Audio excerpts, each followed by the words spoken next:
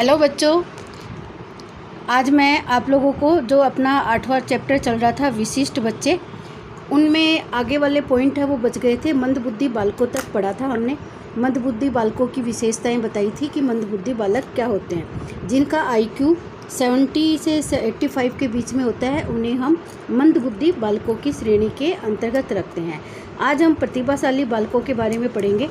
प्रतिभाशाली बालकों की सामान्य विशेषता हम उसके IQ से लेते हैं। IQ यानी बुद्धि लब्धि।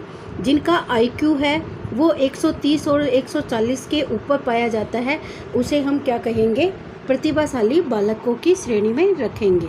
टर्मन एक वैज्ञानिक हुए हैं। उनके अनुसार 140 बुद्धि लब्धि जिन बालकों की होती है या इनसे ऊपर होती है, उन बालकों को हम प्रतिभाशाली बालकों की श्रेणी के अंतर्गत रखते हैं। प्रतिभाशाली बालक है सामान्य बच्चों से भिन्न होते हैं।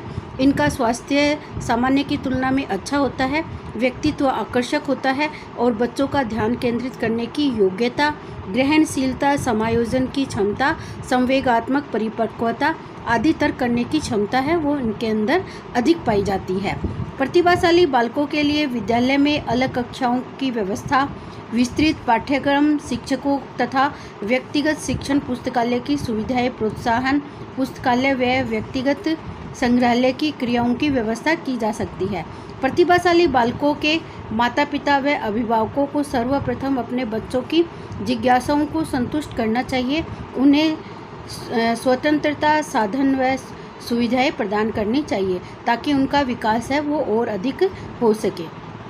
इसके बाद अपचारी बालक आते हैं। अपचारी बालक जिन्हें हम अपराधी बालकों की श्रेणी के अंदर भी रखते हैं, ये वे बालक होते हैं जो कि सामान्य नियमों को तोड़ने वाले होते हैं, नियमों का पालन नहीं करने वाले होते हैं। उन्हें हम अपराधी बालकों की श्रेणी में रखते हैं। सामाजिक नियमों को बालक तोड़ता है, उन्हें हम अपचारी बालक भी कह सकते हैं। बालक अपराध के कई वंशानुगत या वातावरण संबंधी कारक भी होते हैं। बालक अपराधों को रोकने के लिए पारिवारिक, विद्यालयी प्रयास व सामाजिक प्रयास किए जाने जरूरी होते हैं। अब इसके बाद जो पॉइंट आता है वो आता है समस्यात्मक बालक। समस्यात्मक जो खुद के लिए भी समस्या होती है एक, और दूसरों के लिए भी वो समस्या क्रिएट करते हैं, उन बालकों को हम समस्यात्मक बालकों की श्रेणी के अंतर्गत रखते हैं। प्रत्येक बालकों को जीवित रहने के लिए नए वातावरण में समायोजन करना पड़ता है। सामान्य बालक जब वातावरण के साथ समायोजन नहीं कर पाते हैं तो वो समस्यात्मक बन जाते हैं।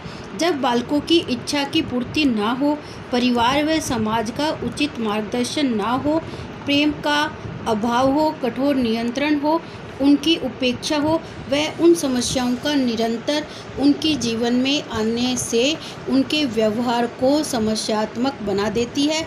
कुछ प्रमुख समस्याएं व्यवहार दिए गए हैं, जिसमें जैसे अंगूठा चूसना है, नाखून काटना है, बिस्तर गीला करना है, झूठ बोलना है, चोरी करना है, ये सब समस्यात्मक बालकों की श्रेणी के अंतर्गत आते हैं। इसके अलावा भी है जैसे हकलाना, जुआ स्वप्न देखना, भयभीत बालक होते हैं, विध्वंसकारी बालक होते हैं, ईर्ष्यालु बालक होते हैं, क्रोधी प्रकार के बालक होते हैं। ये सब बालक समस्यात्मक बालकों के श्रेणी के अंतर्गत आते हैं।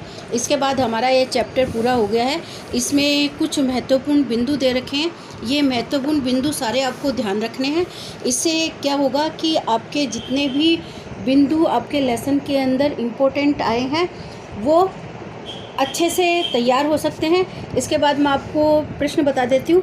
वैसे मैंने आपको कल फ़ोटोकॉपी भेजी थी अपने नोट्सों की, तो उसके अंदर इनमें से जो मुख्य प्रश्न बन रही हैं वो मैंने आप लोगों को भेज दिया, और बाकी मैंने आप लोगों को ये बता दिया है कि कौन कौन से प्रश्न किस किस तरीके से आते हैं।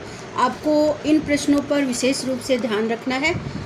जैसे असाधारण या विशिष्ट बालकों की परिभाषा दीजिए, वो परिभाषा भी मैंने आप लोगों को बता दी है।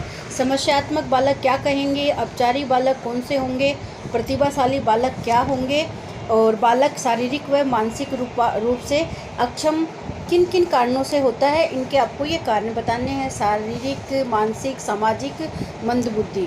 आगे है मंदबुद्धि बालकों की समाज में एक उपयोगी सदस्य बनाया जा सकता है, उदाहरण दीजिए। ये मंदबुद्धि बालकों का प्रश्न है, अभी एग्जाम में आया है आपके 23 जून को जो पेपर हुआ था। आपके पड़ोस में एक शारीरिक रूप से अपंग बालक है तो आप उसके साथ कैसा व्यवहार करेंगे, या आप अपने मन से डिटेल बता सकते हो कि किसी भी अपचारी बालक या शारीरिक रूप से अक्षम बालकों के साथ हमें कैसा व्यवहार करना चाहिए।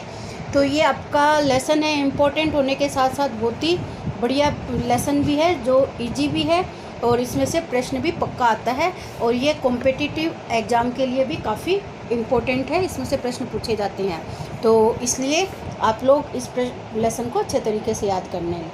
और मेरा चैनल आपने सब्सक्राइब नहीं किया है तो उसको सब्सक्राइब कर लेना, ताकि आपको सारे वीडियो हैं, पूरे कोर्स के वीडियो हैं, वो आप लोगों को एक साथ मिल सके। Thank you, all the best.